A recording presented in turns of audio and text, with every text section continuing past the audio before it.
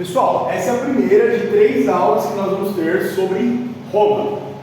A história de Roma pode ser dividida em 3 grandes partes: monarquia, que é a primeira aula de hoje; república, que vai ser uma segunda aula; e império, que é a terceira e última parte do mais formidável e mais imponente e importante império da antiguidade ocidental, a saber, o Império Romano.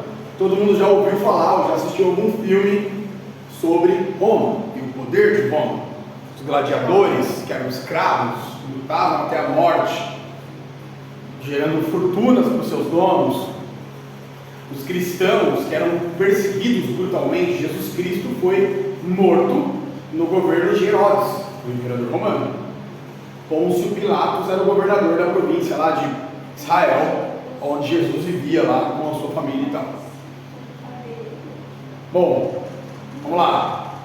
As invasões bárbaras, né? Quando Roma dominava o que era dos outros, Roma se expandia. Quando os outros retomavam o que Roma tinha tomado, são invasões bárbaras.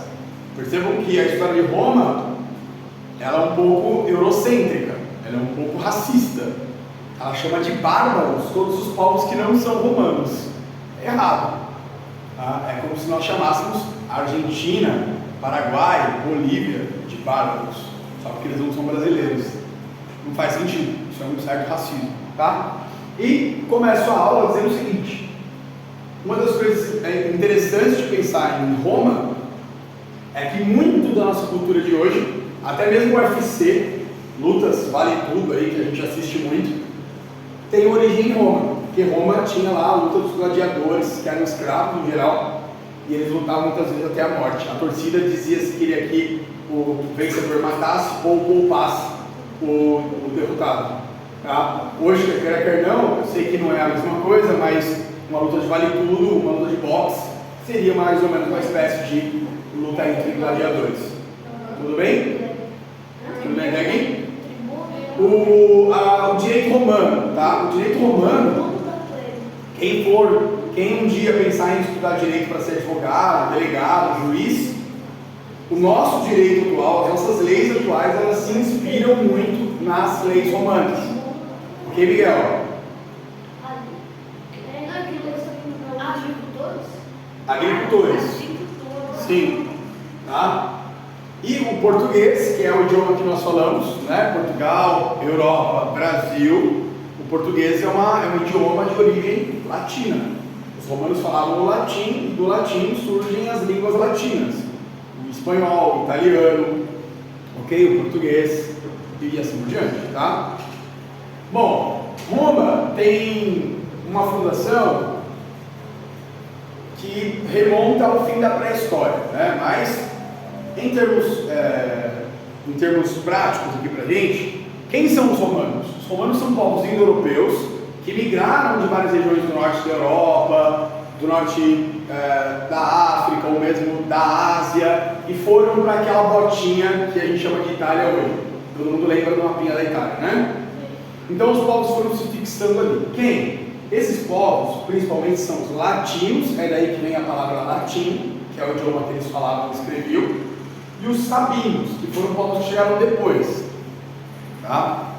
Porém, tem uma versão lendária que vocês já estudaram, que se encontra no livro de Virgílio, um livro chamado Eneida, que é a versão lendária, ou seja, uma lenda, uma história. Então, que Roma teria sido fundada pelos irmãos Rômulo e Remo, que foram amamentados por uma loba. Ao crescerem, disputaram para ver quem seria o fundador da cidade. Rômulo acabou assassinando o seu irmão Remo e tornou-se então o primeiro chefe ali de Roma, tá? Esses caras, a gente chama eles de patrícios. Por quê? Porque eles são os primeiros moradores de Roma, a elite romana, os donos das melhores terras, donos de escravos, comerciantes, donos de animais, pastores, agricultores. Então eles são os bambambãs da parada, tá? Vocês vão ver que vai acontecer algumas mudanças aí no meio dessa história. Tudo bem até aqui? Bom, aí, essa versão lendária, ela não é muito cobrada nos vestibulares do Brasil, nas provas e tal, mas ela é importante saber isso. Até se vocês tiverem desejo de baixar o livro Eneida, deve ter PDF gratuito aí na internet, ou comprar no sebo, esse livro deve ser baratinho, tá? É um livro interessante para ser lido, porque é considerado um clássico da literatura ocidental, ou seja, é um livro muito antigo, importante para a formação da nossa literatura. Tudo bem? Bom, os etruscos são um terceiro povo que a gente vai falar um pouquinho ali naquele tópico de cima, tá? Quem são os romanos originais e quando Roma foi fundada? Roma foi fundada há 2.800 anos atrás. Ela foi fundada oficialmente, os historiadores atestam que ela foi fundada em 753 a.C., 2.800 anos atrás. Existem sistemas de esgoto, existem algumas construções, na verdade algumas não, muitas, né, que estão de pé até hoje, tá? E os latinos e os sabinos começaram a urbanizar Roma e depois surgem os etruscos. A princípio, eles eram criadores de animais e agricultores, tudo bem? Só que, por volta do ano 625 até o ano 509 a.C., vindos do norte da Itália, do norte da Europa, surge um povo chamado etruscos. E esses etruscos são importantes para a gente entender a história de Roma. Por quê? Eles possuíam técnicas de urbanização avançadas. Eles sabiam construir estradas, sabiam drenar pântanos, sabiam fazer sistemas de irrigação, sabiam fazer sistemas de esgoto, sistemas de distribuição de água. Então os etruscos vão ensinar muito nos romanos. Os romanos são um povo que absorve muita cultura de outros povos, tanto que eles absorveram a cultura da Grécia, quando eles invadiram e dominaram a Grécia em 146 a.C.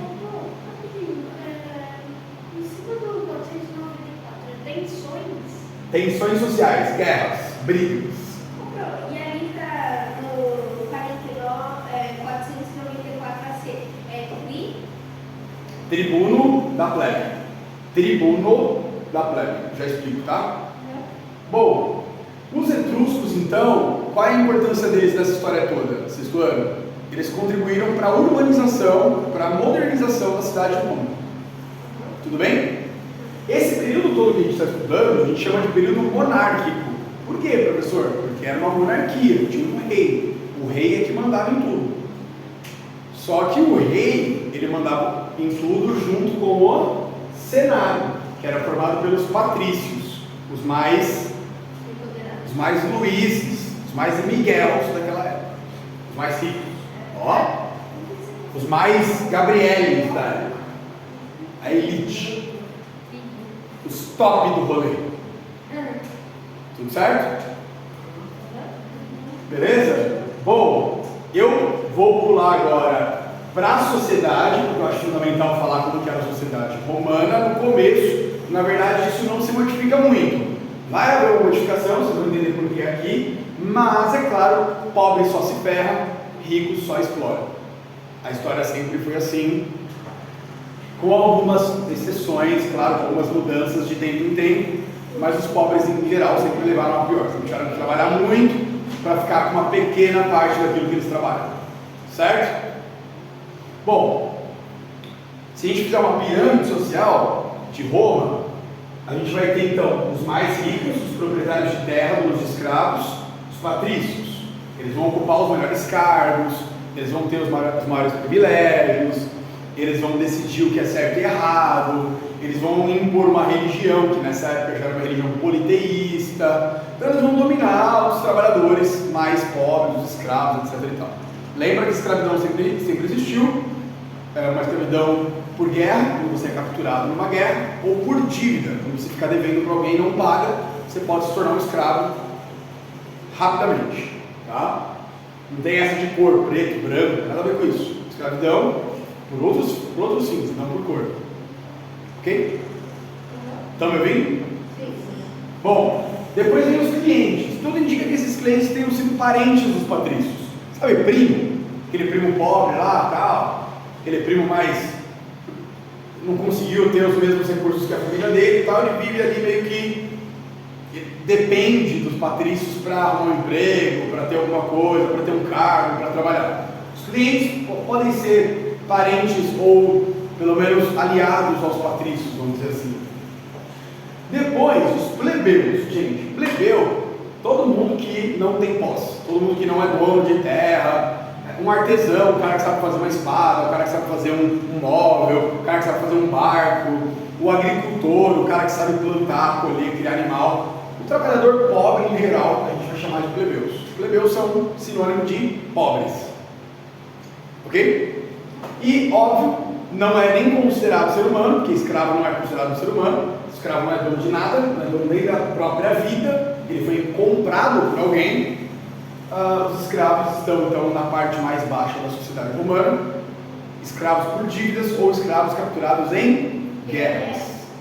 Lembra que estamos falando do Mar Mediterrâneo. No Mar Mediterrâneo tinha vários portos onde se vendiam escravos capturados em guerra. Na África, na Ásia, na Europa.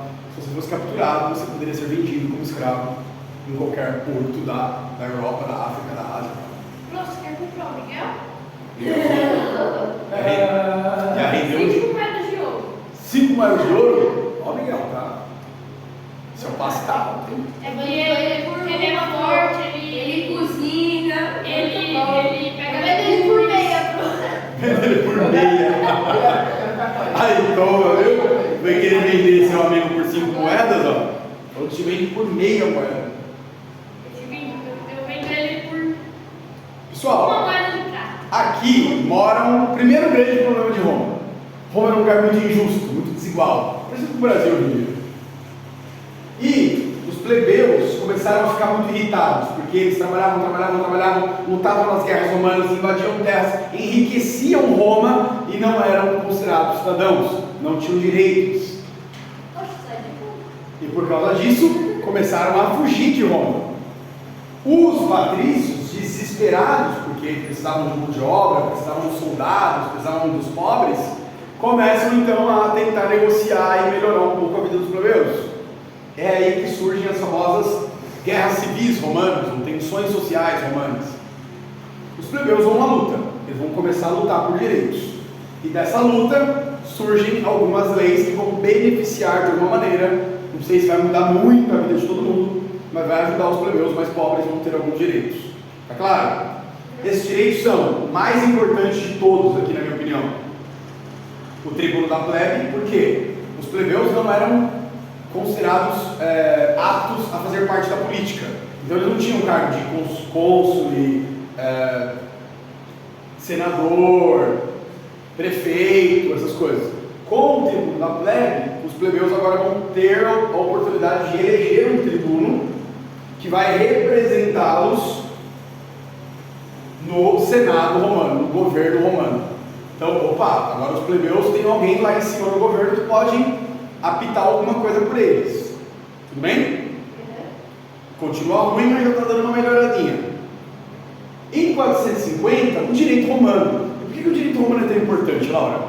Porque quando não tem lei escrita, os ricos podem fazer o que querem. E os pobres não têm nem como se defender. Porque não existe um direito, então cada um faz o que quer. Quem pode mais, chora menos. Com o direito romano escrito, os plebeus vão poder falar assim, eu tenho esse direito, eu tenho esse direito, eu tenho esse direito. Então agora os plebeus têm um código de leis escritas que vai ajudá-los de alguma maneira a não serem injustiçados pelos patrícios. Estão conseguindo entender? Depois, em 445, a famosa lei Caroleia. A Laura era uma patrícia, rica, poderosa, tinha um sinal de Wi-Fi. O Benjamin era um plebeu, pobrezão, corintiano, assalariado, pobretão. Só que os dois, Laura e Benjamin, Patrícia e plebeu, se apaixonaram. Como é que é? Querem se casar, querem ter 15 filhos juntos. O que acontece? Os patrícios não permitiam o casamento entre o Benjamin e a Laura. Por quê? Porque os patrícios, são malandros. Pessoal, os patrícios, a família da Laura são malandros. Ele fala, Eu vou casar patrício com plebeu, daqui a pouco os plebeus vão virar patrícios e vão dominar o que a gente tem. Era uma forma dos patrícios não deixarem os pobres terem ascensão social. Os pobres sempre vão ser pobres. Podia vão casar rico com pobre, mesmo que eles quisessem. Ou seja, não existia um direito de casamento civil. Só acontecia entre os ricos. Os pobres tinham que manter seus relacionamentos à escura, vamos dizer assim. Você é pobre. Pobre não vai casar. Surge o direito de casamento civil. A lei Canoleia é o direito de casamento civil. Pode ser entre plebeus e patrícios. Professor, isso acontecia? Acontecia. Principalmente porque tinha plebeu que virava soldado. E ao virar soldado, melhorava de vida. E ao melhorar de vida, podia se casar com um patrício. Romeu e Julieta da vida. Tá? Vai haver, obviamente, casamento entre patrício e plebeu? Sim. Até para poder reproduzir. Roma tinha muito medo da população ficar muito pequena, acabar, fugir, morrer todo mundo e tal. Então eles tinham que se reproduzir. Tudo bem? Não, é sensato na terceira da do meio. Censores. Censores. É isso, próprio. 375, Lei Licínia. O Luís foi capturado em guerra, não. Luís ficou devendo para o Gustavo, não pagou, deu a data de pagar. O Gustavo falou: fulano, seu último dia para pagar para mim é dia 7 de agosto. Se eu passar na tua casa, não tiver com o meu dinheiro, já vou te levar algemado, você vai ser meu escravo. Chegou no dia 7 de agosto, o Luiz falou assim: não, eu não tenho, mas eu prometo, mês que vem eu pago. Eu posso pagar como qualquer... Gustavo não tinha conversa. Gustavo falava assim: ó, Luiz, eu te avisei, deu sua cota, meu irmão, não pagou? Bora, escravo. Então, os romanos, quem podia cair nessa? Os pobres, né? Os plebeus, os ferrados, ficavam devendo, tal, não pagavam, se tornavam escravos por dívida. O que é a lei Licínia, Luiz? É o fim da escravidão por dívidas. Nenhum cidadão romano pode ser escravizado porque ficou devendo. Ficou devendo? Beleza, tem que pagar, mas não vai ser escravizado por causa disso. Tudo bem? Dessa forma ele não será cobrado. Aí vem os cargos do governo romano, do Senado, na monarquia e na república. Isso aqui serve para monarquia e república. Serve para o império também. Só que vocês vão ver que no império o imperador ganha muito poder. Ele vira tipo um vice-deus. Ele se torna divino. César. César significa... Não, é Augusto que significa divino, né? Augusto em latim significa divino. César é imperador. Kaiser. Czar. César. César em latim é imperador, chefe e tal. Ok? Augusto, divino. Então todo imperador romano era Augustus, divino. Ou seja, ele representava os deuses, ele representava um deus. E era adorado como se fosse um deus pela população romana. Luiz, desculpa, Lucas, o que você falou? É Edil. Edil, prefeito. Edil era o cargo de prefeito. Imagina que Roma tivesse várias cidadezinhas que eram dominadas por ela. Nessas cidadezinhas, Roma colocava um edil, colocava um prefeito. O São Paulo da vida. Ok? Bom, vamos lá. Cônsul, o cargo mais top de Roma era o cargo de cônsul. Eram eleitos 2 cônsules por ano, para mandato de 1 ano. O cônsul era tipo um presidente da república. Ele era tipo um primeiro-ministro. Ele era o chefe do exército e ele era o chefe do governo executivo. Ele administrava as forças armadas de Roma e dinheiro, administração que era feita em Roma. Depois dele vinham os pretores. Os pretores eram o Xandão, né? A justiça. O Sérgio Moro aí, para quem já ouviu falar, tal. Os líderes da justiça. O Supremo Tribunal Federal de Roma, que decidia sobre as leis de Roma. Depois vinham os censores, que contavam a população. Essa vila aí em Ribeirão Pires tem 125 mil habitantes. Ele ia lá, contava todo mundo, passava para o imperador, passava para o Senado, passava para o governo romano. Os questores cuidavam da finança. Esses caras deveriam ser odiados. Por que deveriam ser odiados, professor? Porque eles passavam de cidade em cidade cobrando os impostos. Então eles ferravam a população. A população tinha que pagar imposto para Roma. Depois veio o Edil, que seria nosso Guto Volpe, hein? O Guto Volpe é o prefeito de Ribeirão Pires. Ok? Os edils eram uma espécie de prefeitos das pequenas vilas e bairros aí, cidadezinhas. Mas era um dinheirinho, né? Um bom dinheiro. Quem tinha esse cargo, Luiz, era bem de vida. Vivia bem. Tá? E para terminar, o tributo da plebe, que representava, obviamente, os direitos dos plebeus que eu já falei no outro slide. Ok? Beijos, fiquem com Deus, se inscreve no canal, até mais.